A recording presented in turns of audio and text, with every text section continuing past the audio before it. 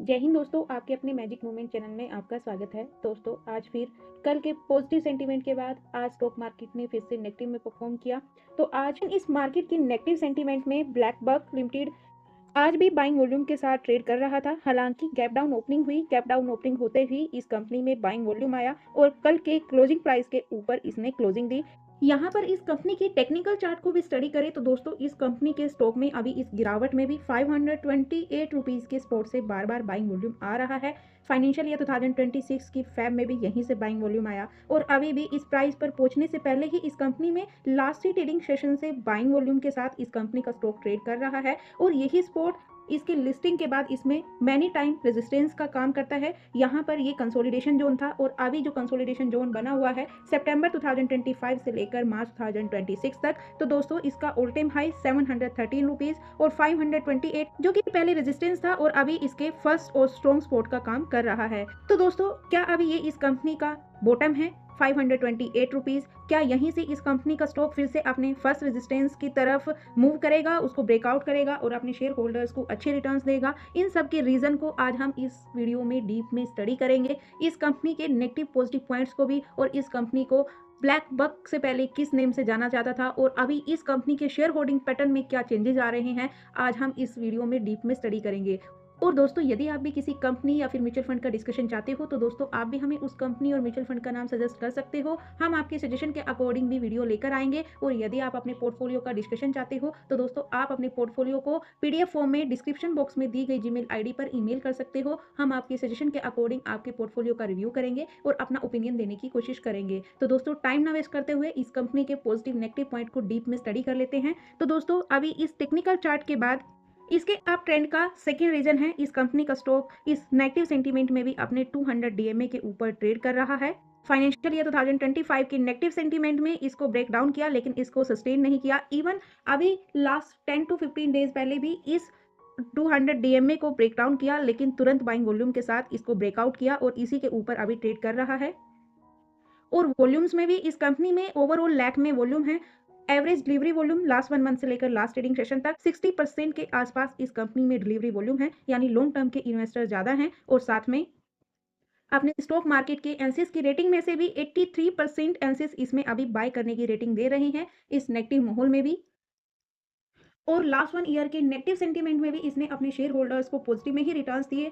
और दोस्तों, ये कंपनी नवंबर 2024 में लिस्टेड हुई थी, जब से अपने स्टॉक मार्केट में नेगेटिव सेंटीमेंट बनने स्टार्ट हुए थे और तब से लेकर अब तक अपने स्टॉक मार्केट नेगेटिव सेंटीमेंट के साथ ही ट्रेड कर रही है। लेकिन ये अपने शेयर होल्डर से अपनी लिस्टिंग प्राइस 248 रुपीज जो कि इसका अभी लो प्राइस है, वहां से रिकवर होकर 748 रुपीज का ऑल टाइम हाई लगाता है। लास्ट 1.2 ईयर में अपनी शेयर की वैल्यू को 2x के साथ इंक्रीज करता है। हालांकि अभी अपने ऑल टाइम हाई से क्रैक्ट होकर 595 रुपीज के आसपास ट्रेड कर रहा है। लेकिन जैसे अभी हमने डिस्कस किया कि अभी अपने 200 डीएमए के ऊपर है। लेकिन दोस्तों, ये एक स्मॉल कैप कंपनी है, हाई रिस्क की कंपनी है और लॉजिस्टिक सेक्टर की कंपनी है।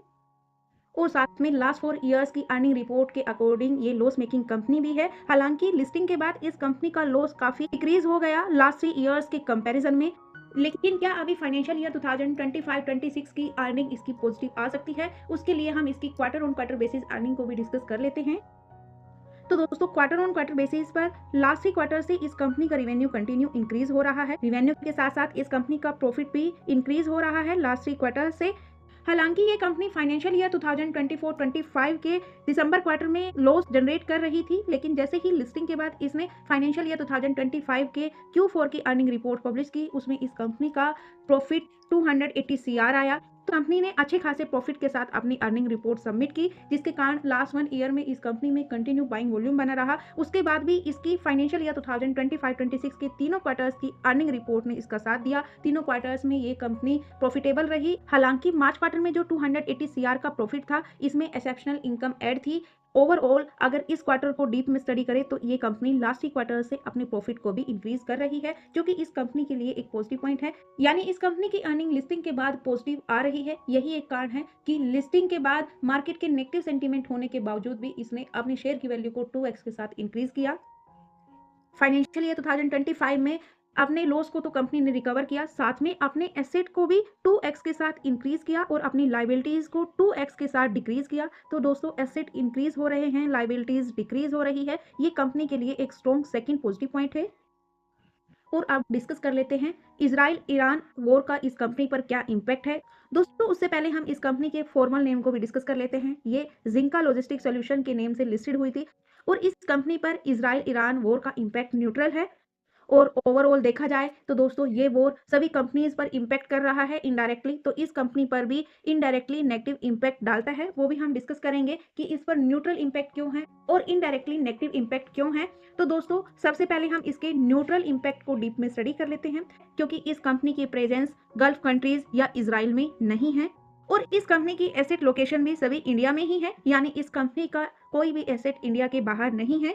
इसलिए इस कंपनी पर इस वॉर का न्यूट्रल इम्पैक्ट है। और नेगेटिव इम्पैक्ट को भी डिस्कस कर लेते हैं। दोस्तों ये इनडायरेक्टली नेगेटिव पॉइंट हर किसी कंपनी पर पड़ रहा है इस वॉर का, क्योंकि इस वॉर के कारण फ्यूल प्राइस में वोलेटिलिटी आई, क्रूड ऑयल के प्राइस इंक्रीज हुए, जिससे सभी कंपनीज के ट्रांसपोर्टेशन का एक्सपेंडिचर अप जाएगा और उसके प्रॉफिट पर इम्पैक्ट आएगा। और सेकेंड इनडायरेक्टली कारण है सप्लाई चेन में डिस्टर्बेंस होगी, क्योंकि दोस्तों जैसे अभी गैस को लेकर अपने स्टॉक मार्केट में पैनिक बना हुआ है, तो ऐसे ही अगर ये वॉर ऐसे ही चलता रहेगा तो ऑयल के प्राइस भी इंक्रीज होने स्टार्ट हो जाएंगे और सेकेंड इन्फ्लेशन प्रेशर आएगा।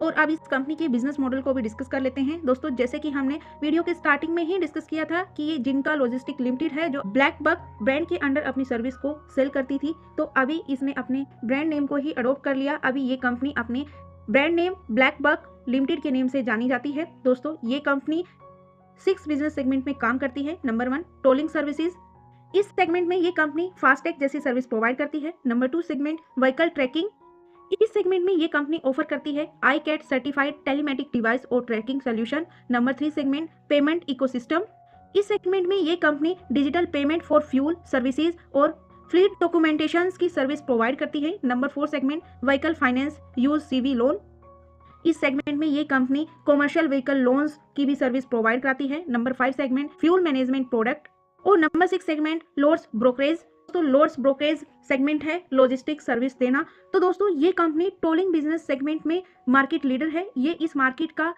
37% से लेकर 45.5% शेयर होल्ड करती है। इसमें ये अपने मार्केट शेयर्स को इंक्रीज कर रही है। इस कंपनी के क्लाइंट्स को डिस्कस करें तो दोस्तों ये कंपनी B2B स्पेस में भी अपनी सर्विस प्रोवाइड करती है। इसके अलावा इस कंपनी के clients Hindustan Unilever limited, Reliance petrochemical limited, Asian Paint और कोलगेट पाल्मोलाइव, ये दिग्गज कंपनी इस कंपनी की क्लाइंट्स हैं। इनके अलावा भी छोटी बड़ी कंपनीज इस कंपनी की क्लाइंट्स हैं।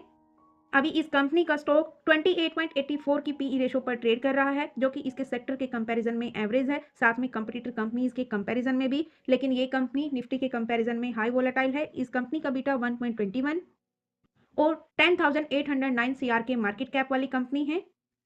अभी फिनस्टार की तरफ से 2 स्टार ही कंपनी है, क्योंकि इस कंपनी के फाइनेंशियल्स वीक है। हालांकि अभी जो लास्ट क्वार्टर्स की अर्निंग रिपोर्ट आ रही है उससे इस कंपनी के फाइनेंशियल्स भी इंक्रीज हो रहे हैं, उससे इस कंपनी के फाइनेंशियल्स स्ट्रेंथ भी इंक्रीज हो रही है और ये कंपनी अभी बिल्कुल डेट फ्री कंपनी है।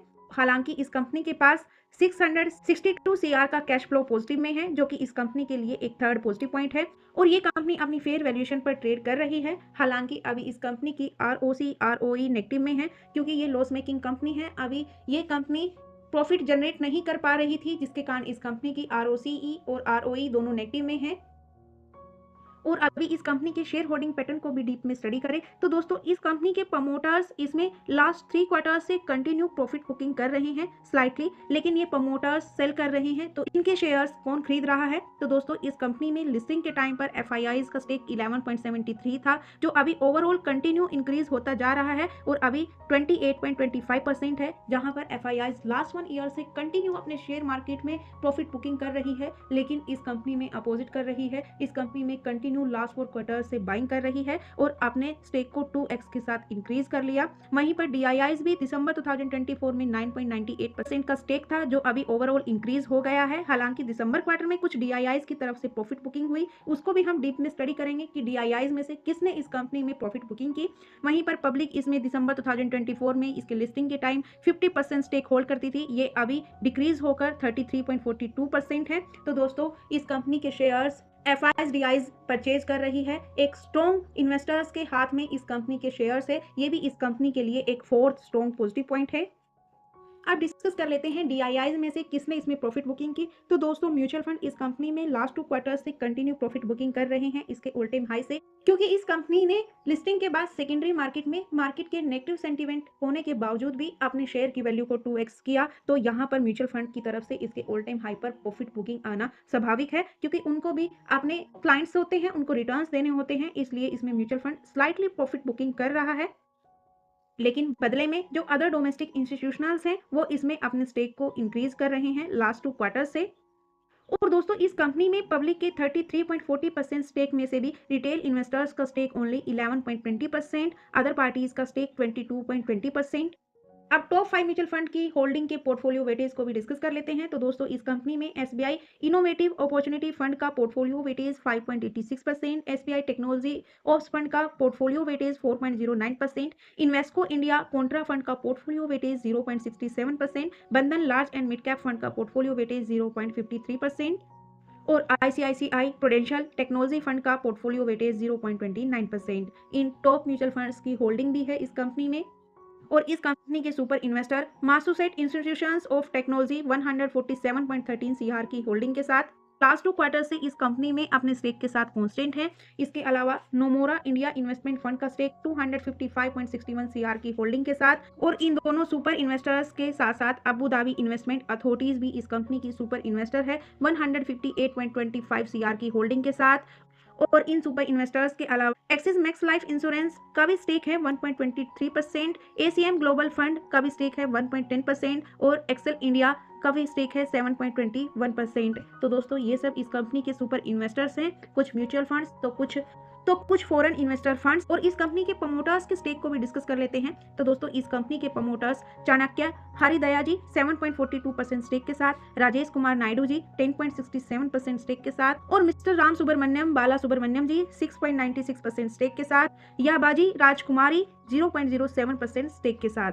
कंपनी की मैनेजमेंट टीम का भी डिस्कशन करें तो दोस्तों राजेश कुमार नायडू याबाजी इस कंपनी के सीएमडी और सीईओ है, इनके पास 15 इयर्स का एक्सपीरियंस है। मिस्टर राम सुब्रमण्यम जी भी इस कंपनी के एग्जीक्यूटिव डायरेक्टर और प्रमोटर और न्यू इनिशिएटिव हेड हैं, इनके पास 28 इयर्स का एक्सपीरियंस है। और मिस्टर वरुण पांडे जी इस कंपनी के company secretary and compliance officer हैं, 11 इयर्स का एक्सपीरियंस रखते हैं। और मिसेस शिल्पी पांडे जी इस कंपनी की चीफ पीपल ऑफिसर हैं, इनके पास 22 इयर्स का एक्सपीरियंस है। और मिस्टर चाणक्य हरिदया जी इस कंपनी के executive director chief operating officer हैं, इनके पास 12 इयर्स का एक्सपीरियंस है। तो दोस्तों ओवरऑल मैनेजमेंट भी वेल एक्सपीरियंस है, जो कि इस कंपनी का एक स्ट्रॉन्ग फिफ्थ पॉजिटिव पॉइंट है। और अभी हम लॉजिस्टिक सेक्टर की 3 बड़ी दिग्गज कंपनीज के साथ इसके लास्ट 1 ईयर के रिटर्न्स कंपेयर करेंगे। सबसे पहले कॉनकोर और डिलीवरी के साथ। तो दोस्तों लास्ट 1 ईयर में ब्लैकबक और डिलीवरी ने ही पॉजिटिव में रिटर्न्स दिए, जबकि कॉनकोर ने 17.82% की नेगेटिव में रिटर्न्स दिए। वहीं पर डिलीवरी इस सेक्टर की दिग्गज कंपनी है, उसने 52.96% के रिटर्न्स दिए। उसके सामने ब्लैकबक ने 36% मार्च 2025 से लेकर मार्च 2026 तक। कॉनकोर के साथ साथ ब्लू डार्ट ने भी लास्ट 1 ईयर में नेगेटिव में रिटर्न्स दिए, हालांकि कॉनकोर के मुकाबले कम नेगेटिव रिटर्न्स दिए। ब्लू डार्ट ने ओनली 8.37% के ही नेगेटिव रिटर्न्स दिए। रिपोर्ट में कंपनी के स्कोर कार्ड को स्टडी करें तो दोस्तों इतने सारे पॉजिटिव पॉइंट होते हुए भी इस कंपनी में रेड फ्लैग लो है और एंट्री पॉइंट गुड है। कंपनी का स्टॉक अंडर प्राइस है, फंडामेंटली भी साथ में टेक्निकली भी, लेकिन इस कंपनी में प्रॉफिटेबिलिटी एवरेज है, नॉट गुड नॉट बैड। वो हमने इस कंपनी में डीप में स्टडी किया कि इस कंपनी का नेगेटिव पॉइंट है इसकी फाइनेंशियल स्ट्रेंथ वीक होना, वो भी इसके लॉस के कारण। तो अब जैसे जैसे ये अर्निंग वाइज ग्रो करेगी तो प्रॉफिटेबिलिटी भी इस कंपनी की एवरेज टू गुड हो सकती है, अगर इसकी अर्निंग ने इसको सपोर्ट किया तो दोस्तों इन सभी नेगेटिव पॉजिटिव पॉइंट के चलते मार्केट की वोलेटिलिटी को देखते हुए अभी इस कंपनी का first spot 528 rupees, second minor spot 400 rupees का और सेकेंड स्ट्रॉन्ग स्पॉट 389 रुपीज़ का, और फर्स्ट रेजिस्टेंस इसका ऑल टाइम हाई 713 रुपीज़ इसका फर्स्ट रेजिस्टेंस रहेगा। तो अगर इसको अभी इसकी Q4 की अर्निंग का भी सपोर्ट मिलता है, ये लास्ट ईयर के प्रॉफिट को भी बीट करती है, रेवेन्यू वाइज भी ग्रो करती है, तो हो सकता है ये जल्द ही अपने फर्स्ट रेजिस्टेंस को ब्रेकआउट करे।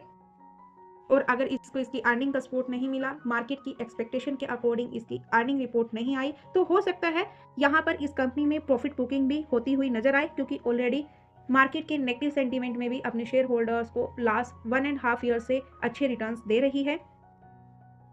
तो बात करें इस कंपनी के कंक्लूजन की, इस कंपनी के फंडामेंटल्स, टेक्निकल्स को डीप में स्टडी करने के बाद मेरे ओपिनियन से अभी इस कंपनी में फ्रेश एंट्री के आसार 528 से लेकर 550 के बीच में बनते हुए नजर आ रहे हैं। लेकिन स्मॉल अमाउंट के साथ स्मॉल कैप कंपनी है, हाई रिस्क की कंपनी है। लॉन्ग टर्म के इन्वेस्टर्स इस कंपनी में लॉन्ग टर्म का व्यू रखें तो अच्छे रिटर्न्स गेन कर सकते हैं। लेकिन मेरी तरफ से किसी भी स्टॉक के लिए किसी भी टाइप की कोई रिकमेंडेशन नहीं है, ये जस्ट मेरा ओपिनियन है। इस कंपनी के पॉजिटिव नेगेटिव पॉइंट को डीप में स्टडी करने के बाद आप स्टॉक मार्केट में कोई भी डिसीजन लेने से पहले सेबी से रजिस्टर्ड एनसिस या फिर अपने फाइनेंशियल एडवाइजर की एडवाइस जरूर ले और साथ में अपने रिस्क और रिटर्न को भी ध्यान में रखते हुए कोई भी डिसीजन ले, क्योंकि स्टॉक मार्केट जोखिमों के अधीन है।